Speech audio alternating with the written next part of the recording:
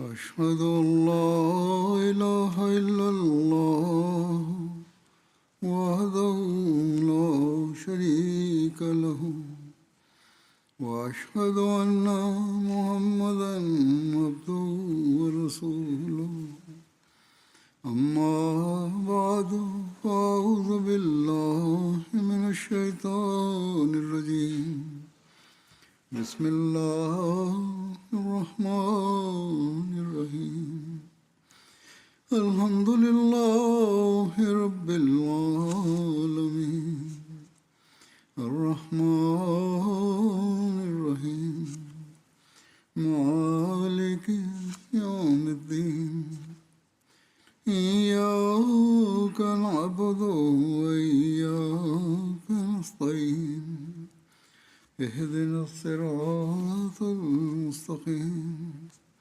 صراط الذين أنعمت عليهم غير المغضوب عليهم ولا الضالين.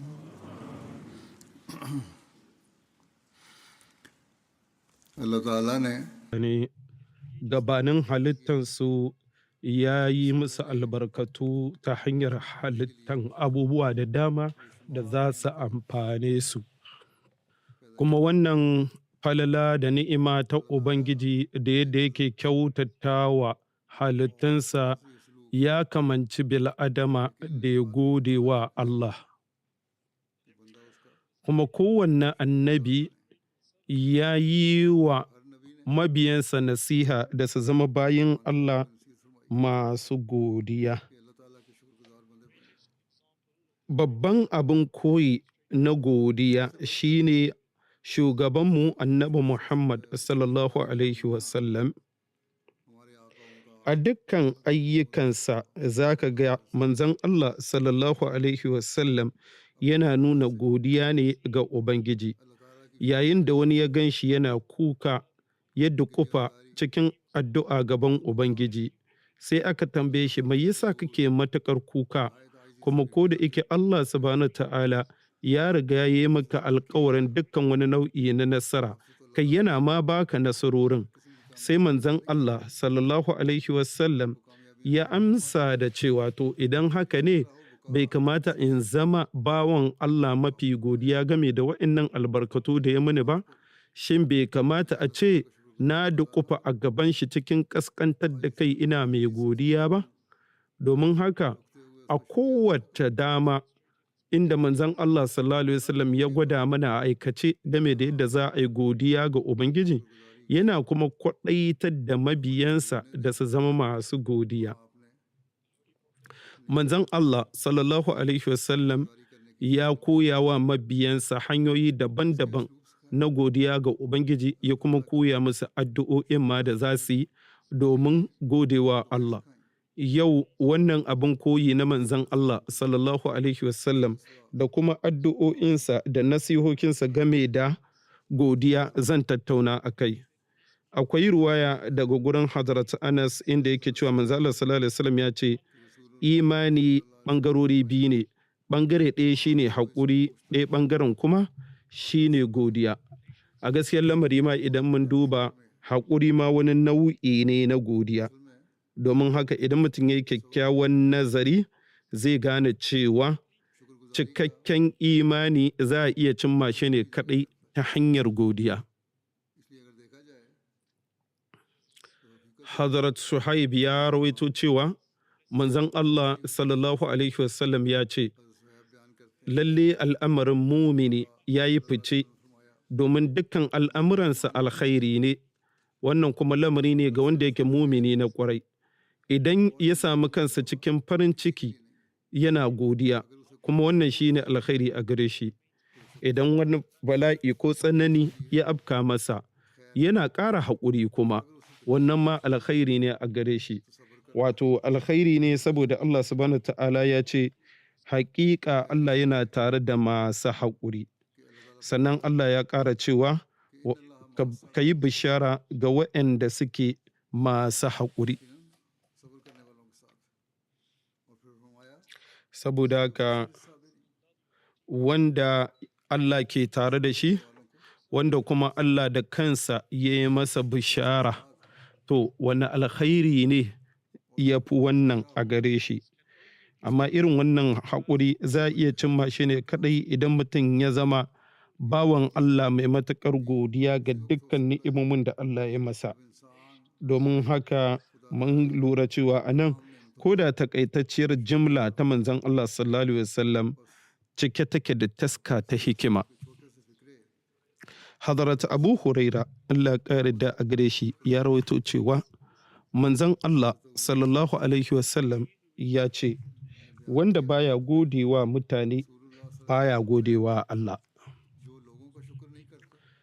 To yayin da godiya ga Allah abu ne mai matuƙar muhimmanci, a nan manzo Allah sallallahu alaihi wasallam ya yi bayani da ka dinka godewa mutane.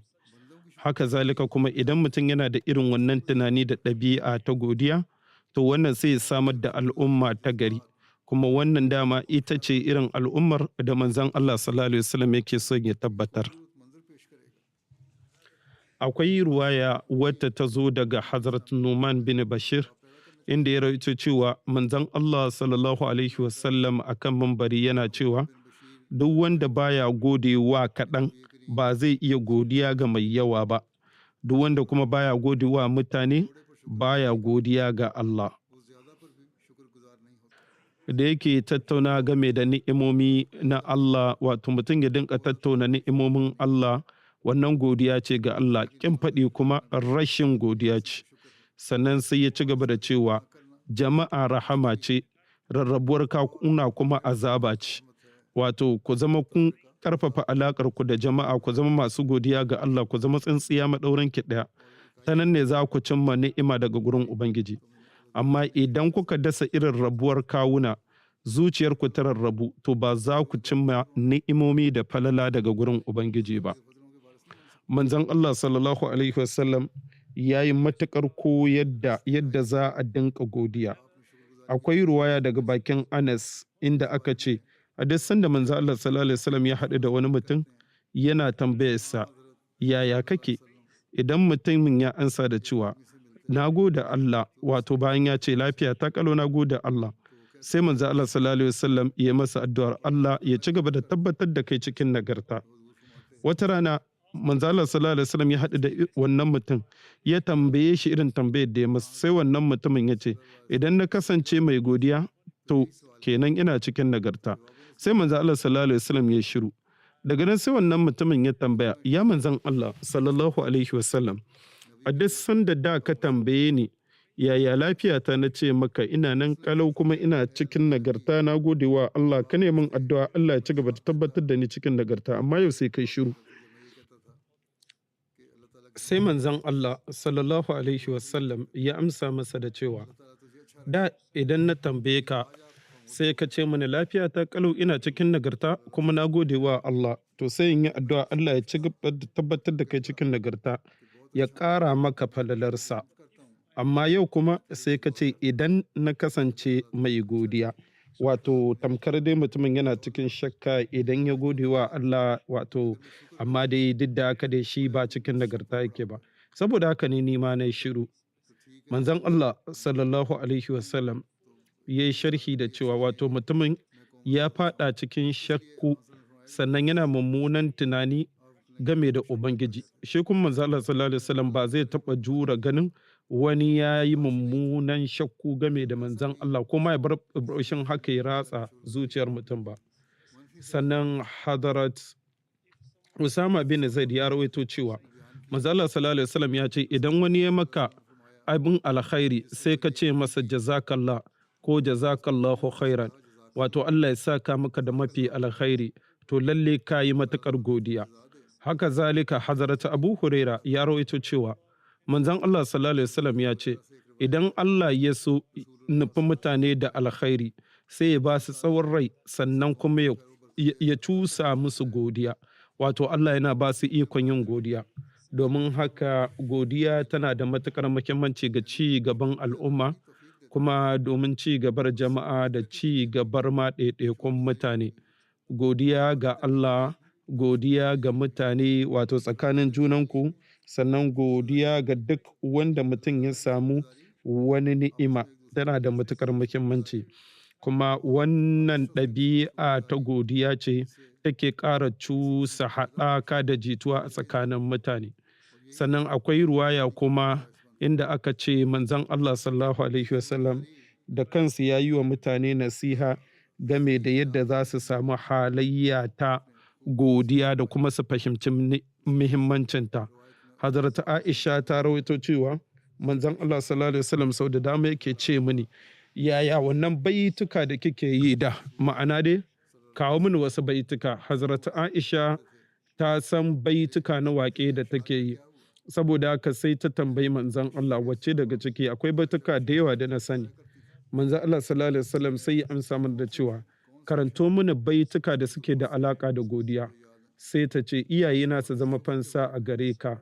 Wani mawaƙi ya ce, ka goyi bayan ka kuma agaza wanda yake mai rauni, wato mai raunin da ba zai iya saka maka ba, domin wata rana za ka ɓurɓushi ka kuma ci ‘ya'yan itatuwan alkhairinka. Wato ma'ana anan kada ka dinga taimaka mutane domin kana buƙatar su taimaka maka, a'a ka taimaka musu domin ba za su iya taimaka maka ba, daga bisani za ka samu albarka a cikinsu. Wannan shine abin da mawaƙa ya sa. Wata rana wannan mutum mai rauni ko dai ya kyautata maka ko kuma ya yabe ka. Sannan duk wanda kuma ya yabe ka game da wata ni'ima da kai, haƙiƙa ya kasance ya biya ka.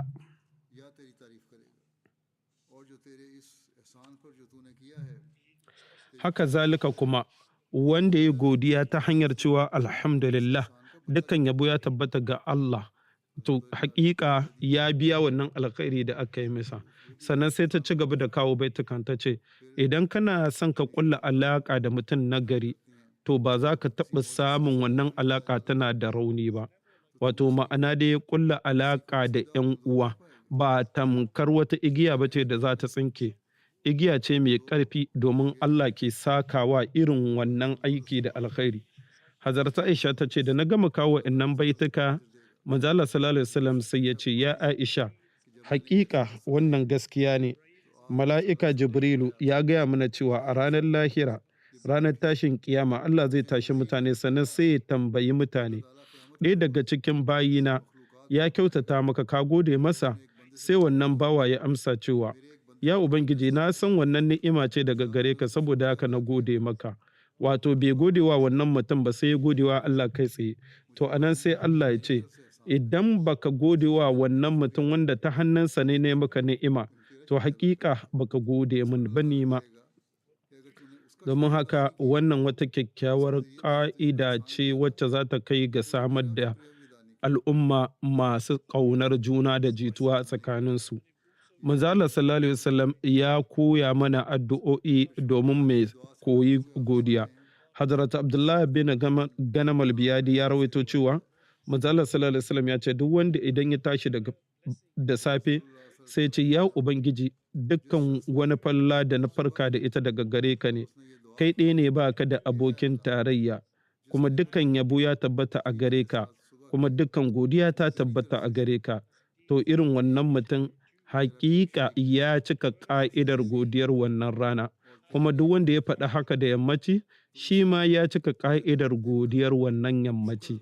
Haka zalika akwai ruwaya wacce Hazrat Mu'az bin Jabal ya rawaito, manzon Allah sallallahu alaihi wasallam, kamar yadda Mu'az yake cewa, manzon Allah sallallahu alaihi wasallam ya riƙe hannuna sannan sai ya ce, ya Mu'az, na rantse da Allah ina matuƙar ƙaunarka. Sannan sai ya ce, ya Mu'azu, ina kwaɗaitar da kai kada ka taɓa bari bayan kowace sallah wannan addu'a ta subuce maka.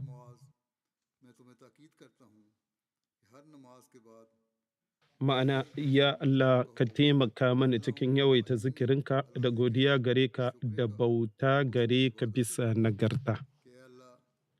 Akwai ruwaya kuma daga bakin Abu Ala ibn Shakir, wanda ya rawaito daga wani mutum na Banu Hanzala, wanda yake cewa, na kasance ina tafiya tare da Hazrat Shaddad bin Aus lokacin da ya ce, shin ba na koya muku abin da manzon Allah sallallahu alaihi wasallam ya koya mana ba? Manzon Allah sallallahu alaihi wasallam ya koya mana da mai wannan addu'a. Ya Allah, ina roƙonka haƙuri da juriya a dukkan al'amura, ina roƙonka tabbata a bisa shari'a, ina roƙonka da ka bani ikon godiya ga albarkatunka da kuma bautarka bisa nagarta. Ina roƙonka harshe mai faɗin gaskiya da zuciya tsarkakakkiya. Ina neman tsari daga dukkan wani sharri da ka sani, ina kuma roƙonka alkhairi da ka sani. Ina roƙonka gafara ga dukkan wani kuskure da na aikata wanda ka sani. Wato ma'ana dai a nan gurin, daga gurin Allah mutum ya nemi gafara da kuma gurin kowa a duniya. Mutum ya nemi falalar Ubangiji a dukkan al'amura, sannan kuma ya sanya duk wani abu da ya bashi ya amfane shi. Domin Allah shi ne kaɗai mafi sanin abin da ke gaibi, sannan shi ne kaɗai kuma mai amfanar mutane. Saboda haka wannan addu'a da ya Ubangiji, ka sanya falala a dukkan al'amura, sannan ka sanya alkhairi a dukkan abin da ka bani su zama masu amfani na, tana da matuƙar muhimmanci. Sannan wata rana manzon Allah sallallahu alaihi wasallam ya koyar da addu'a, inda Hazrat Abu Sa'id ya rawaito cewa wata mutum ya taɓa cewa, ya manzon Allah sallallahu alaihi wasallam, wacce addu'a ce ta fi kamance ni da in yi yayin da nake addu'a sallah? Sai manzon Allah sallallahu alaihi wasallam ya ce, ka ce कौन सी दुआ सबसे बेहतर है जो मैं नमाज में किया करूं?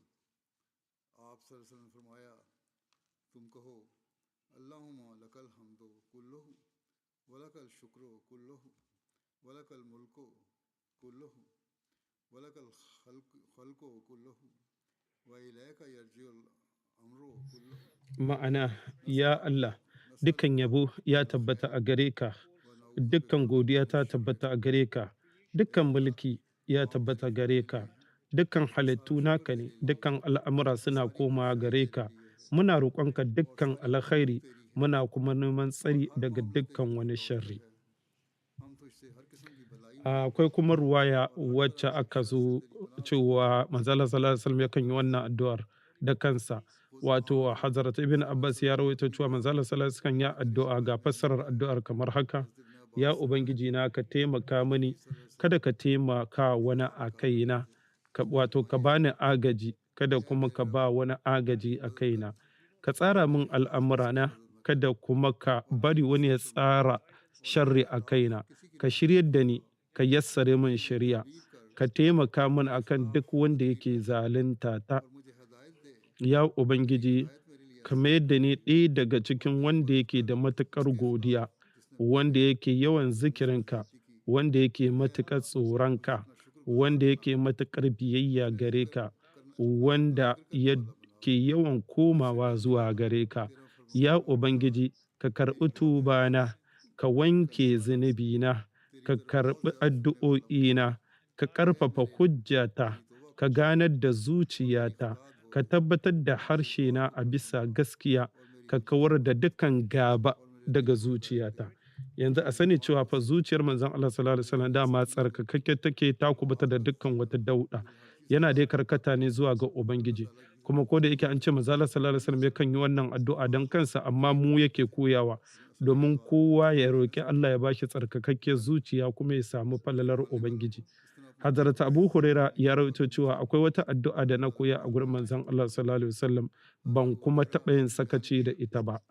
Fassarar addu'ar ita ce kamar haka: ya Allah, ka sanya ni daga cikin waɗanda suke yawan godiya gare ka, waɗanda suke yawan zikirinka, kuma waɗanda suke bin shari'arka, kuma waɗanda suke kula da umarninka sosai da sosai.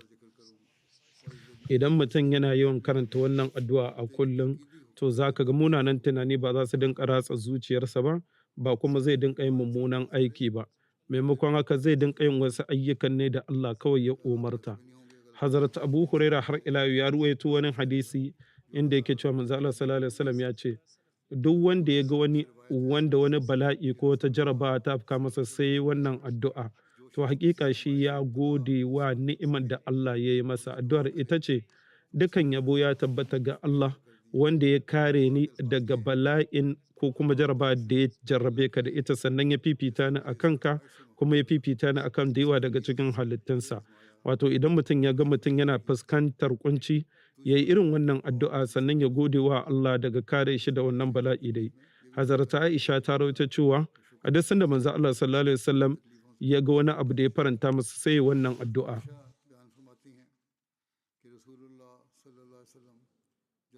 Ma'ana dukkan yabo ya tabbata ga Ubangiji wanda a bisa ni'imarsa ake cimma nagarta. Kuma a duk sanda manzon Allah sallallahu alaihi wasallam ya ga wani abu da ya bata masa sai ya ce, ma'ana dukkan yabo ya tabbata ga Ubangiji a kowane hali. Hazrat Anas ya rawaito cewa wata rana mun yi tafiya tare da manzon Allah sallallahu alaihi wasallam sai ruwan sama ya fara saukowa. Marwaicin wato Hazrat Anas sai ya cire lullubin da ke kansa har sai da ruwan saman ya faɗa kansa kai tsaye. Sai muka tambaya ya manzo Allah sallallahu alaihi wasallam me yasa kai haka? Sai manzo Allah sallallahu alaihi wasallam ya ansa da cewa saboda wannan ai sabon ruwa ne daga gurin Ubangijinmu, wato saboda godiya sai ya bari wannan ɗigon ruwan ya sauka a kansa kai tsaye. Haka zalika Hazrat Abu Hurairah ya rawaito cewa a duk sanda ruwan farko a shekara ya fara saukowa manzon Allah sallallahu alaihi wasallam da sahabbansa za ka ga sun tuɓe tufar da ke kansu. Manzon Allah sallallahu alaihi wasallam sai ya ce wannan wata sabuwar albarka ce daga Ubangijin mabuwayi kuma tana daga cikin falalar da yake saukar mana. Wato ba a taɓa samun wani lokaci inda manzon Allah sallallahu alaihi wasallam ya taɓa gaza godiya ga Ubangiji ba. Ko da ma akan al'amuran da ba su taka kara karya ba, manzo Allah sallallahu alaihi wasallam yana godiya. Shi yasa muka ga Hazrat Malik ya rawaito cewa duk sanda manzo Allah sallallahu alaihi wasallam ya fito daga ban ɗaki sai ya karanta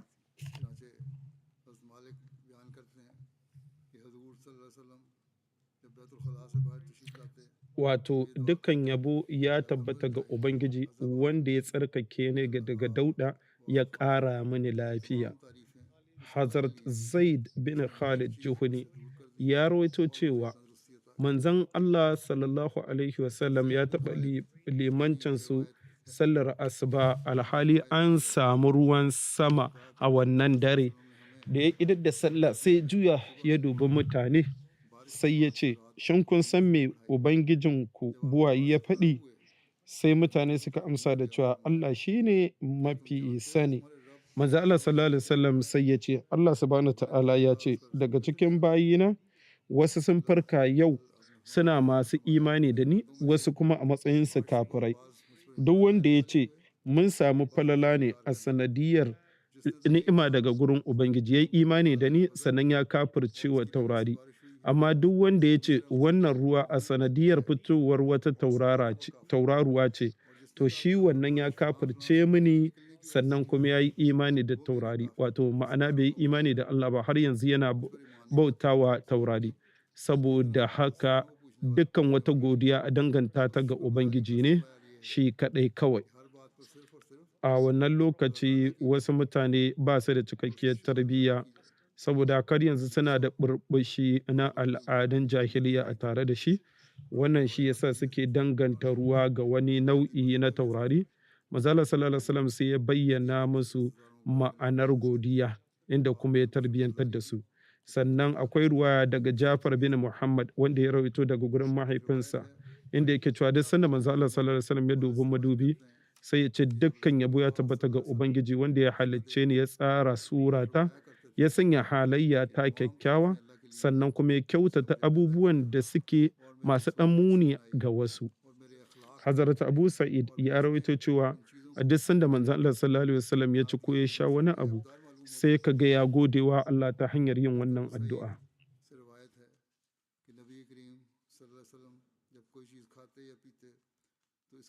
Ma'ana dukkan yabo ya tabbata ga Ubangiji wanda ya ci da mu, ya sha da mu, ya kuma mayar da mu musulmai. Hadarat Abu Umama ya rawaito cewa yana daga cikin sunnan manzon Allah sallallahu alaihi wasallam a duk sanda ya gama cin abinci a wani gurin. Hadarat Abu Umama ya ce a duk sanda ya gama cin abinci sai manzon Allah ya ce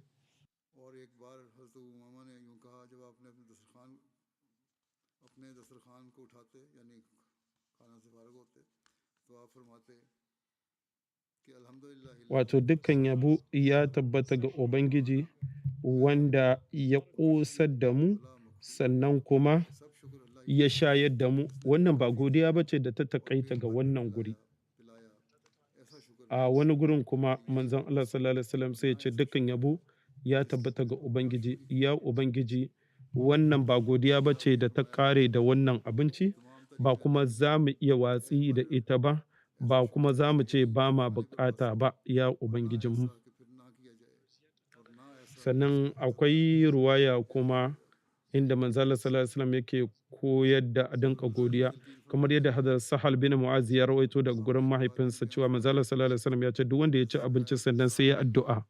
Muaz बिन अनस अपने वालिद से रिवायत करते हैं कि रसूलुल्लाह सल्लल्लाहु अलैहि वसल्लम ने फरमाया कि जिसने खाना खाया फिर ये दुआ Wato ma'ana dukkan yabo ya tabbata ga Ubangiji wanda ya ci da ni wannan abinci ya sama mana shi ba tare da wani ƙarfi daga gare ni ba.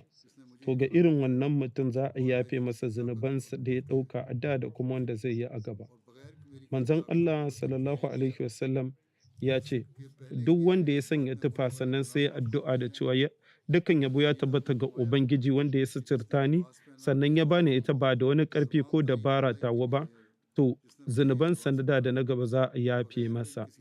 Hazrat Abu Huraira Allah ya ƙara yadda a gare shi ya rawaito cewa idan mutane suka samu ‘ya'yan itatuwa sai a kawo manzan Allah sallallahu alaihi wasallam musamman wanda aka fara girba. Manzan Allah sallallahu alaihi wasallam yana karɓa ya addu'a inda zai ce ya Ubangiji ka sanya albarka a ‘ya'yan itatuwanmu, ka sanya albarka a garinmu, ka sanya albarka a cikin ma'aunanmu, ka sanya albarka a cikin mudunmu, shi ma wani ma'auni ne.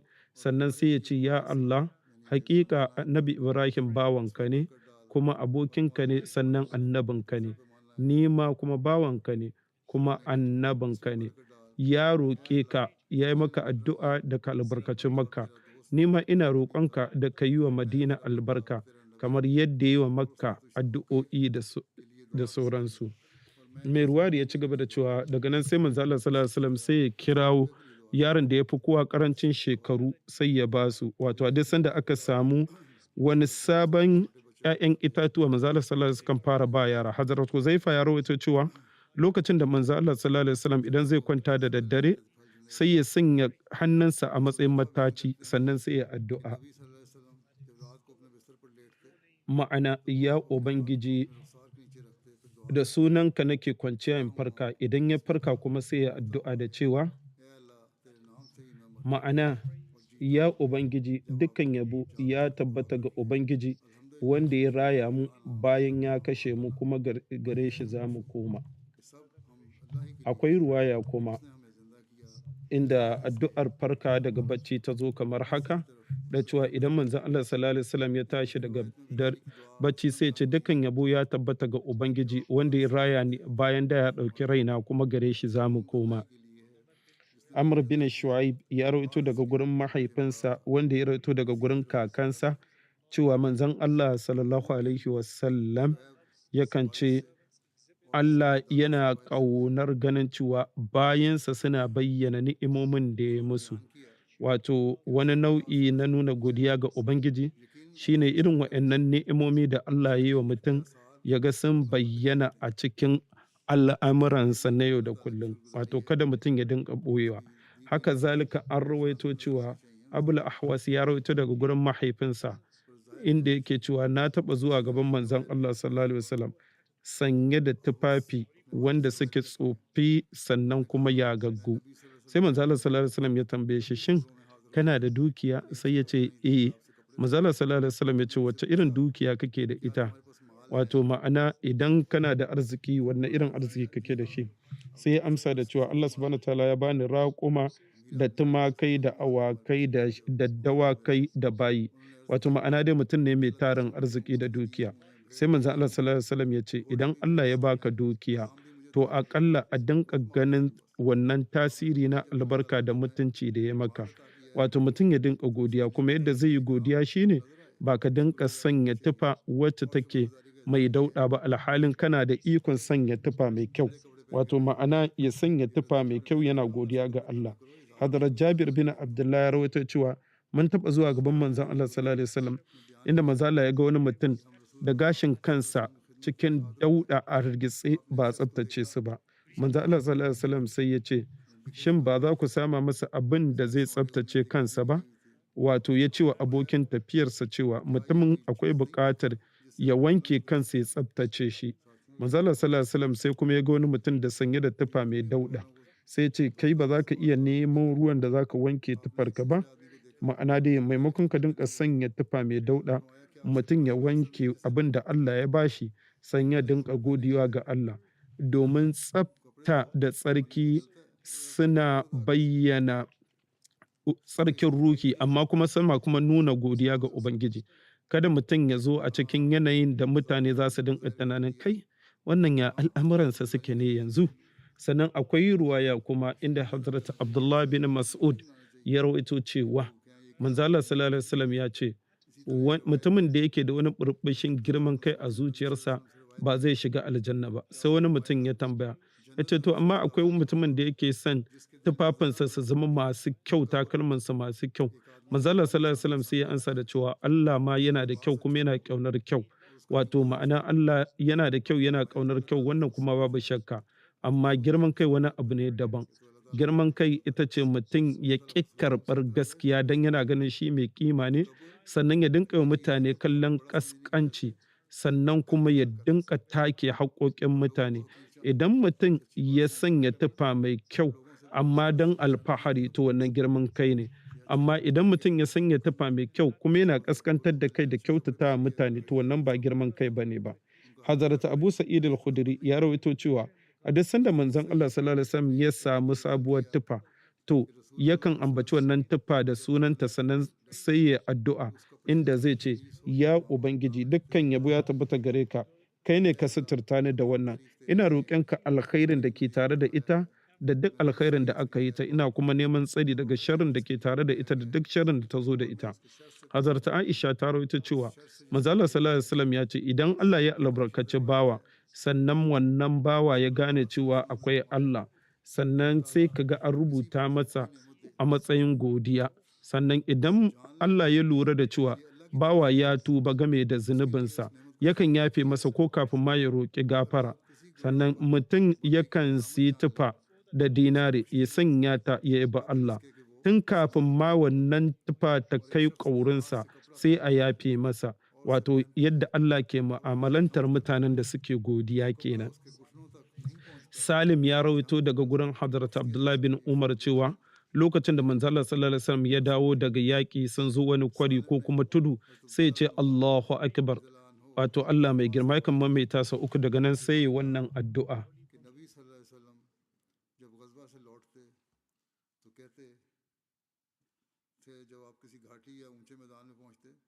तो आप 3 बार अल्लाह अकबर कहते, इसके बाद फरमाते कि ला इलाहा इल्लल्लाह वहदहु ला शरीका लहू लहुल मुल्कु व लहुल हम्दु व हुवा अला कुल्लि शैइन कदीर आइबूना ताइबूना आमिदूना साजिदूना लिरब्बिना हामिदूना सदaqallah. Ma'ana babu wanda ya cancanci bauta sai Allah, shi ɗaya ne, ba shi da abokin tarayya, kuma dukkan mulki nasa ne, dukkan yabo nasa ne, shi ke da iko akan komai.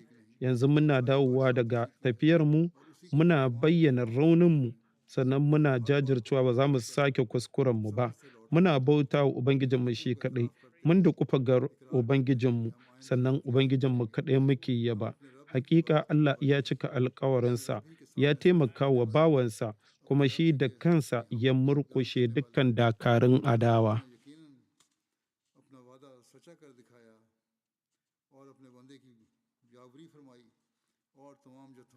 Lokacin yaƙin Badar, waɗanda aka kashe daga cikin kafirai an watsa su cikin rami da kuma rijiyoyin da ke fagen daga. Manzo Allah sallallahu alaihi wasallam sai ya ce, dukkan yabo ya tabbata ga Ubangiji, wanda ya kaskantar da Abu Jahl tare da halaka shi, sannan ya kubutar da mu daga sharrinsa. Lokacin da duk waɗanda aka kashe aka cilla su cikin rijiya, Hazrat Abubakar ya dinka gaya manzon Allah sallallahu alaihi wasallam sunayensu ɗaya bayan ɗaya da ake cilla su cikin rami. Manzo Allah sallallahu alaihi wasallam da yake godiya ga Allah da yabansa, sau da dama sai yake cewa dukan yabo ya tabbata ga Allah wanda ya cika mini alkawarinsa. Wato wannan ita ce abin da manzo Allah sallallahu alaihi wasallam ya gani da ya ga makomar gawurtaccen makiyansa, ba wai ya tafi yana ihu da shela da yabo bane da alfahari cewa shi ya ci nasara. Aka cin haka sai ya dukufa gaban Ubangiji yana godiya. Akwai ruwaya da game da wannan batu. A wata ruwayar an rawaito cewa Hadrat Abdullah bin Mas'ud ya rawaito cewa lokacin yakin Badar na gabatar da kaina gaban manzon Allah sallallahu alaihi wasallam inda na ce masa na kashe Abu Jahal. Manzon Allah sallallahu alaihi wasallam ya ce ka rantse da Allah wanda babu wani abokin tarayya ko kuma babu ubangiji sai shi. Sai na ce na rantse da Allah wanda babu wani ubangiji sai shi, na kashe shi. Manzon Allah sallallahu alaihi wasallam ya sake min tambayar har sau uku yana neman in tabbatar. Da na tabbatar sai manzon Allah sallallahu alaihi wasallam ya ce dukkan yabo ya tabbata ga ubangiji wanda ya cika alkawarinsa ya taimaka wa bawansa kuma shi ne kadai ya murkushe dukkan makiya. Sannan sai ce zo ka nuna min gawarsa. Saboda haka sai muka tafi tare. Lokacin da manzon Allah sallallahu alaihi wasallam ya ga gawar sai ya ce wannan shine fir'aunan wannan zamani.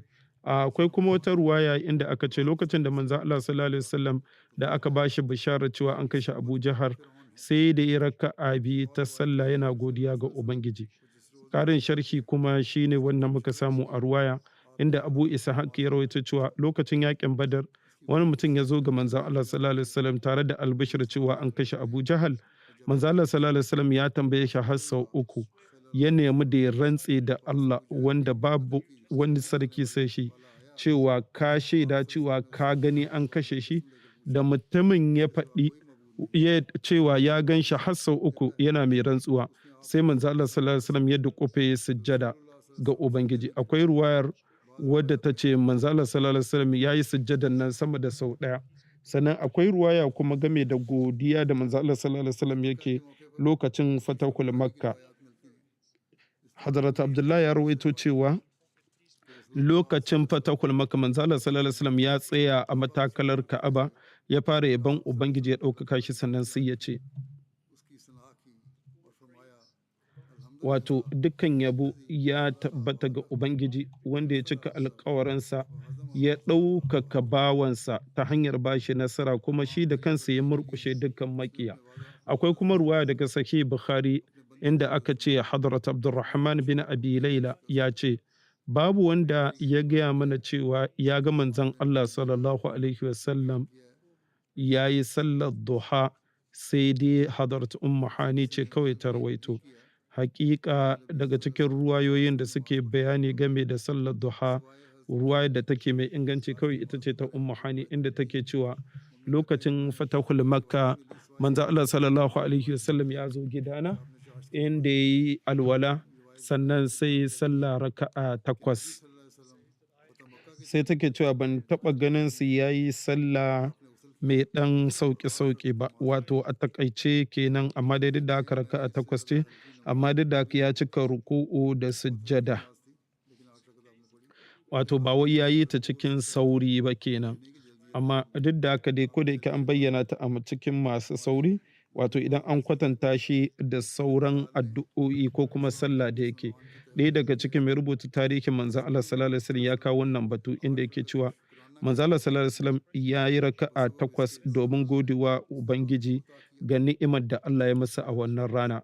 Hazrat Anas ya rawaito cewa lokacin da manzo Allah sallallahu alaihi wasallam ya shiga Makka mutane sun taru su ganshi saboda matukar kaskantar da kai da godiya ga Ubangiji, kan sai yo ƙasa har ta kai yana taɓa sirdinsa. Sannan mutane da suka zage shi sai yake addu'a yake cewa ya Ubangiji rayuwa ta gaskiya ita ce ta gidan lahira. Masihul Maud alaihi salam ya ce wato irin falala da ɗaukaka da Allah ke bawa na gari za ka ganta tana cike ne da kaskantar da kai da tawali'u, amma ta shaiɗan tana da girman kai. Dubi yadda manzanmu annabi Muhammad sallallahu alaihi wasallam ya yi matuƙar tawali'u lokacin da ya yi fatahul Makka, kamar yadda yake godiya ga Ubangiji a lokacin da yake cikin kunci da sauransu. Duk da dai ya fuskanci kunci da sauransu, amma da ya tunanin yanayin da ya bar Makka da kuma yanayin da ya dawo, sai zuciyarsa ta cika da godiya ga Ubangiji inda ya duƙufa a cikin yi masa sujjada. Addu'o'i na manzon Allah sallallahu alaihi wasallam da ke kuma nuna godiya sun zo a cikin Sahih Muslim. Wato lokacin hajjin bankwana da manzon Allah sallallahu alaihi wasallam ya so ya yi sa'ayi tsakanin Safa da Marwa, sai ya fara da Safa inda ya sauko har sai da yake hango Ka'aba. Wato da ya hau yake hango Ka'aba da yake fuskantar ƙibla, sai ya bayyana tauhidi, ya gode Allah, sannan sai ke cewa babu wanda ya cancanci bauta sai Allah, shi ɗaya ne ba shi da abokin tarayya. Dukkan mulki da iko nasa ne, kuma dukkan yabo nasa ne. Shi ke da iko akan komai. Babu wanda ya cancanci bauta sai Allah shi kaɗai. Ya cika alkawarinsa, ya taimaka wa bawansa, kuma shi ne kaɗai ya murƙushe maƙiya. Manzon Allah sallallahu alaihi wasallam ya maimaita wannan addu'a har sau uku. Wato yayin da yake tsakanin wa'annan tsaunuka biyu. Akwai kuma ruwaya wacce Hazrat Ali ya turo saƙo yana gaya wa manzon Allah sallallahu alaihi wasallam cewa kabilar Hamdan ta Yemen sun shiga musulunci. Hazrat Bara bin Azib ya rawaito cewa a shekara ta 10 bayan hijira, manzon Allah sallallahu alaihi wasallam ya tura Hazrat Ali zuwa Yemen. Daga nan dukkan mutanen kabilar Hamdan suka shiga musulunci. Hazrat Ali ya isar da wannan saƙo na bisharar shiga mutanen nan musulunci ga manzon Allah sallallahu alaihi wasallam ta hanyar wasiƙa. Da manzon Allah sallallahu alaihi wasallam ya karanta wasiƙar, kai tsaye sai da kufe ya sujjada godiya ga Allah, yana cewa aminci ya tabbata ga Hamdan, aminci ya tabbata ga Hamdan. Wato ya maimaita har sau biyu. Sannan game da dai har yanzu yadda manzon Allah sallallahu alaihi wasallam ke yin sujjada ta godiya ga Ubangiji, mun samu hadisi inda Hazrat Abubakar ya rawaito cewa a duk sanda manzon Allah sallallahu alaihi wasallam wani abu ya riske shi wanda ya farin ciki da shi ko kuma yake son ya shi farin ciki, sai kaga kai tsaye ya yi sujjada yana godiya ga Allah, yana kuma ɗaukaka Ubangiji buwayi. Haka zalika Anas bin Malik ya rawaito cewa wato idan aka isarwa da manzo Allah sallallahu alaihi wasallam albishir game da wani al'amari, za ka ga ya duƙufa ya yi sujjada domin godewa Allah. Wato irin wa'annan bishara da Allah ya ba wa muminai da su dinka wa manzo Allah sallallahu alaihi wasallam salati, da kuma yadda manzo Allah sallallahu alaihi wasallam ya nuna godiyarsa ga wannan, mun same ta ita ma a ruwaya. Domin Hazrat Abdurrahman bin Auf ya rawaito cewa manzo Allah sallallahu alaihi wasallam ya fito inda ya nufi wani guri da zai ba da sadaka, sannan sai ya shiga, ya dubi alƙibla, ya yi da kufe ya sujjada, ya tsawaita wannan sujjada har nake tunanin Allah buwayi ya karɓi ruhinsa lokacin da yake cikin wannan yanayi.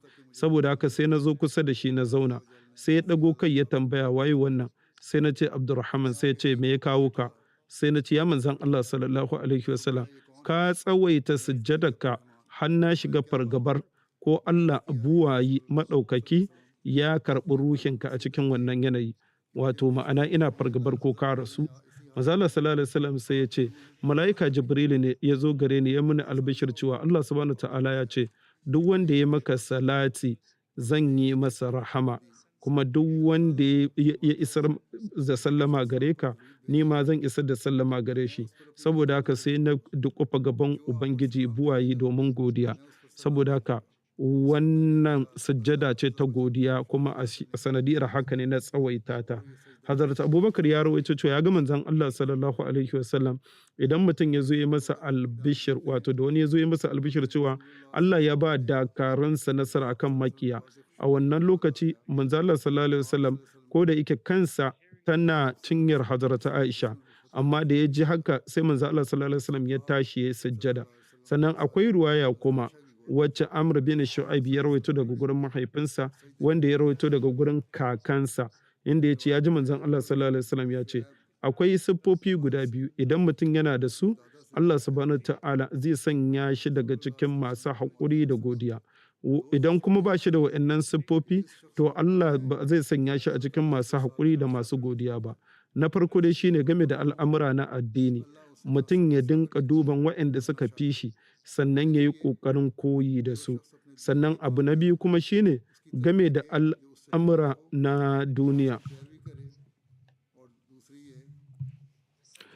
Game da al'amura na duniya shine mutum ya dubi waɗanda suke ƙasa da shi sai ya yabi Allah game da ni'imomin da Allah subhanahu ta'ala ya ba shi fifiko a kai. Kuma Allah subhanahu ta'ala sai ya sanya mutanen nan a cikin masu haƙuri da godiya. Amma duk da haka duk wanda yake duba wanda yake ƙasa da shi game da al'amura na addini, amma kuma yake duba wanda yake sama da shi game da al'amura na duniya, sannan sai yake baƙin cikin abin da bai samu ba. Allah subhanahu ta'ala yakan sanya shi daga cikin waɗanda ba su da haƙuri, ba su da godiya. Haka zalika hadarta Abu Huraira ya rawaito cewa manzo Allah sallallahu alaihi wasallam ya ce ka dubi waɗanda suke ƙasa da kai, kada ka dinka duba waɗanda suke da sama da kai. Wannan zai hana ka kaskanta ni'imar Ubangiji. Wato ma'ana shine a cikin al'amura na duniya ka dinka duban waɗanda ba su da shi, ka gode wa Allah cewa iya maka ni'ima. Hazrat ibn Abbas ya rawaito cewa manzo Allah sallallahu alaihi wasallam ya ce akwai abubuwa guda hudu wanda idan aka ba mutum hakika shi an ba shi alkhairin gida duniya da lahira. Na farko shine zuciya mai godiya, harshe mai yawan zikiri, jiki mai haƙuri da juriya lokacin jarabawa, sannan mata ta gari wacce take rika amanarsa, wato ba ta yaudararsa, ba ta yaudarar mijinta, ba kuma ta saba al'amuranta. Idan mutum ya samu waɗannan kyawawan abubuwa to lalle an ba shi alkhairi. Hazrat Abu Huraira ya rawaito cewa manzo Allah sallallahu alaihi wasallam ya ce, ya Abu Huraira, ka yi riko da nagarta, za ka zama daga cikin mutanen da suka fi kowa sadaukarwa cikin ibada. Ka kasance mai ƙana'a game da abin da Allah ya baka, za ka zama waɗanda suka fi kowa godiya. Saboda ka wadatar zuci tana kai mutum ga godiya. Sannan sai ya ƙara da cewa ka ƙaunata sauran mutane abin da kake ƙaunata wa kanka, sai ka zama mumini na ƙwarai. Ka kautata wa maƙwabtanka, sai ka zama musulmi na ƙwarai. Ka rage yawan dariya, domin yawan dariya yana kashe zuciya, wato bisa addini kenan. Wato ma'ana mutum ya dinka yawan, wanda yake son ya dinka kaskantar da kansa ya karkata zuwa ga Ubangiji, to a kodayaushe ya dinka godiya ga Ubangiji, ba wai ya dinka yawan dariya da sauran abubuwa ba. Allah subhanahu ta'ala ba mu ikon riko da wannan koyarwa ta Ubangiji. Sannan kuma da yake bayyana irin wannan siffa ta manzon Allah sallallahu alaihi wasallam ta godiya, Hazrat Aisha ta rawaito cewa manzon Allah sallallahu alaihi wasallam a koda yaushe yake zikiri. Don haka manzon Allah sallallahu alaihi wasallam ya ba mu babban abun koyi, ya tabbatar ga al'ummarsa su riko da babban abun koyi kuma. Allah subhanahu ta'ala ya ba mu ikon riko da wannan koyarwa. Abu na biyu da nake so in ambata a takaice shine insha Allahu taron jasa salana na jama'ar musulmi Ahmadiyya na Birtaniya za a fara shi Juma'a mai zuwa. Ku taya su da addu'a Allah ya sanya albarka a cikin ta kowanne fanni. Allah ya sanya kowa cikin kariyarsa ya kare su. Allah kuma kamar yadda muka gani akwai zafi, tsananin zafi wanda kan sa mutane cikin hatsari. Allah ya kare kowa daga mummunan tasirinta. Allah kuma ya sa waɗanda za su yi aiki, waɗanda za su daɗe a tsaye musamman cikin rana, Allah subhanahu ta'ala ya ba su ikon yin aikinsu bisa nagarta.